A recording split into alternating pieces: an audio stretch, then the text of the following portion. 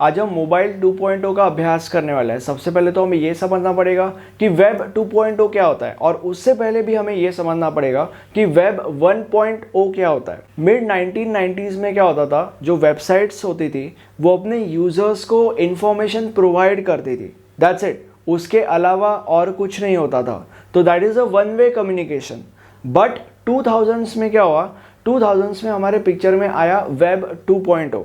Web 2.0 में क्या होता है, वेब 2.0 में वेबसाइट्स अपने यूजर्स को इंफॉर्मेशन तो प्रोवाइड करती ही है, बट उसके साथ साथ वो अपने यूजर्स को अपने ऊपर इंफॉर्मेशन या डेटा या कंटेंट अपलोड करने की परमिशन भी देती है।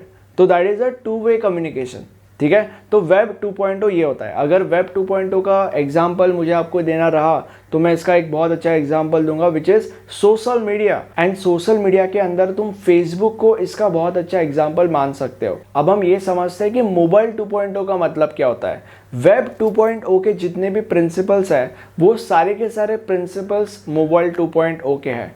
या तुम ऐसे भी कह सकते हो कि वेब 2.0 के जितने भी प्रिंसिपल्स हैं उन सारे के सारे प्रिंसिपल्स से ही मोबाइल 2.0 डिराइव होता है। अब हम मोबाइल 2.0 के बारे में कुछ पॉइंट्स पढ़ते हैं जिससे आपको इसके बारे में और ज़्यादा ज्ञान मिलेगा। अब हमारा पहला पॉइंट ये कहता है कि users can share personalised content on mobile and web.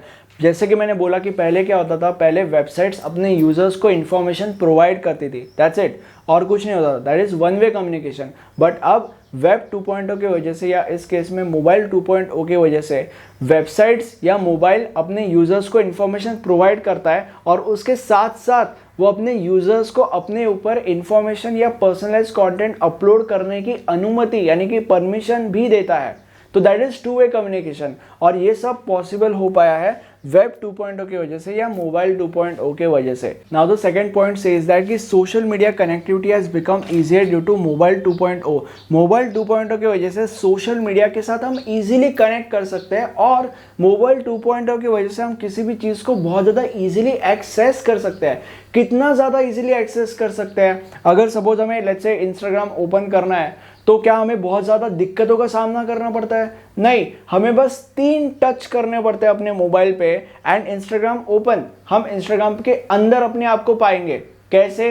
Mobile open करो, फिर एक टच मेनू में जाने के लिए, एक टच स्क्रॉल करने के लिए, और एक टच इंस्टाग्राम इस एप्लीकेशन को ओपन करने के लिए, और हम इंस्टाग्राम के अंदर। तो बस 3 टच के अंदर हम किसी भी चीज़ के अंदर हो सकते हैं। और थर्ड पॉइंट हमारा यही कहता है, access has become easier, that is in just a touch away.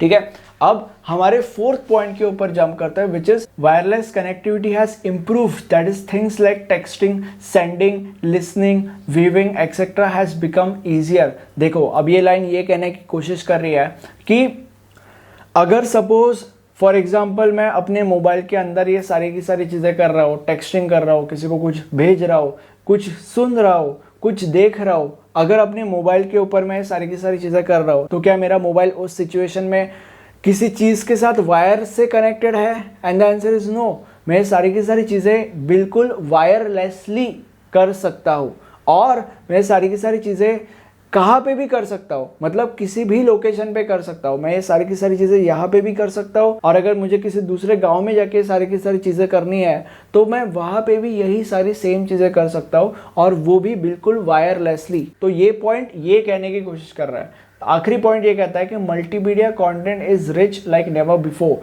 Multimedia जो कंटेंट होता है, यानी कि फॉर एग्जांपल मूवीज हो गए या पिक्चर्स हो गए या व्हाटएवर, ये सारी की सारी चीज़ें ज़्यादा बेटर तरीके से तुम्हारे सामने प्रेजेंट की जाती है। मतलब अगर तुमने ऑब्जर्व किया होगा कि पहले के ज़माने में, यानी कि कुछ साल पहले, ये सारी की सारी चीज़ें होती थी, बट इतने अच्छे तरीके से तुम्हारे सामने प्रेजेंट नहीं की जाती थी जितना कि अब ये सारी की सारी चीज़ें प्रेजेंट हो रही है तुम्हारे सामने। फॉर एग्जांपल, अगर तुमने क्वालिटी की बात की तो अब ये सारी की सारी चीज़ें HD, HDR और पता नहीं क्या क्या, इन सारी की सारी चीज़ों में तुम्हारे सामने रिप्रेजेंट की जा रही है। क्या पहले 3D, 4D, 5D ये सारे के सारे कॉन्सेप्ट्स हुआ करते थे? नहीं, बट अब है। अब तुम ये सारी की सारी चीज़ें कर सकते हो।